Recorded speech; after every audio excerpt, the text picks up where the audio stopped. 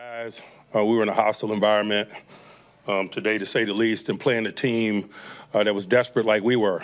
And we didn't blink, and so I'm appreciative of that. They're to be congratulated for that. But I thought the offensive line provided the wave that we rode.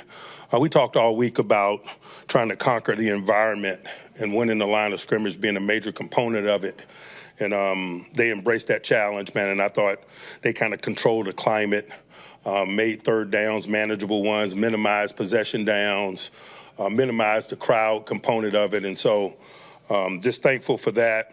A lot of plays made by a lot of people, but that's team football, particularly this time of year as the road gets narrow. TJ got injured in game, but I think he's going to be okay. The rest of his bumps and bruises associated with play. I think Joey Porter went down, but he went back in. So we're thankful, and we'll keep pressing. Questions? Mike, how encouraging is it to get back-to-back offensive performances like that, especially now when you really need it? You said it. The really needed component of it, smiling in the face of adversity and being our best selves in the most critical circumstances is what we desire to be, and the guys displayed that. Mike, was the plan to come in and try to run it like you did? Most certainly. Just saw that in the film, thought you could do it?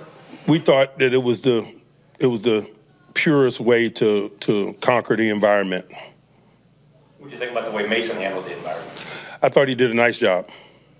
How much was going under center part of a specific game plan for this, and how do you feel like that played into the running success? You know, under center or gun, it doesn't matter. We were committed to running the football to minimize the environmental component of it. It's today's NFL, man. You running gun, you run under center, you running pistol. That's everybody. It's not just us. Mike, what did you like about the way Najee ran today? I thought he was determined, as was Jalen. I thought we got appropriate efforts from all parties involved, and not to minimize it. It was just a critical time, and so if you're a competitor, you're going to be at your best. Do you stay with the hot-handed quarterback for next week? You know, we'll talk about that next week. Right now, we're just appreciative of the victory, and we'll give you guys something to buzz about here for the next 24 or so. Mike, you're still going to need help because of what happened today. You just ignore that and do what you got to do? All we can do is win the games that we're in. And that's this time of year. That's any time of year. You know, you can't spend a bunch of time scoreboard watching and things of that nature. It's professional ball. We got to beat the people we play. Isn't it normal to watch scoreboards, though, at this point of the year? Not for me. Was Kenny not dressed because he was unable to play?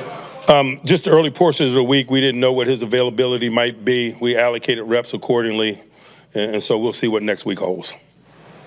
Anyone else? Mike, one question. There was a big sack by Herbig there, just kind of seal everything off, huh? Really was. Young guy on the come, man. We got a lot of young guys on the come, man. We needed that play. He loves football. He works hard. He made a significant play for us, certainly. Defense gave up some big plays, but they were also able to hold some field goals. How important was that, especially in the early part of the second half? You know, that's football, particularly this time of year. You know, they got an explosive group, man. They got a veteran quarterback. They got an awesome group of weapons, receivers, tight ends, running backs. I'm appreciative of the efforts of everyone, particularly on the short field. I just thought it was the difference, particularly in the second half, holding them to field goals and being solid down there on the short field. And to be honest, after we experienced a lot of attrition at linebacker and safety, we hadn't done a lot of that. And so it was cool to see that happen. Did you get a good view of that catch George made on the third down deep pass? Yeah. We're used to seeing George make plays like that. You always talk about not living in your fears. Was that a perfect example of that first down play? You said it. Scared money don't make money. I think I said that last week. Did that go into some of the fourth down decisions early as well? You said it. Anyone else? All right. Thank you. Thanks.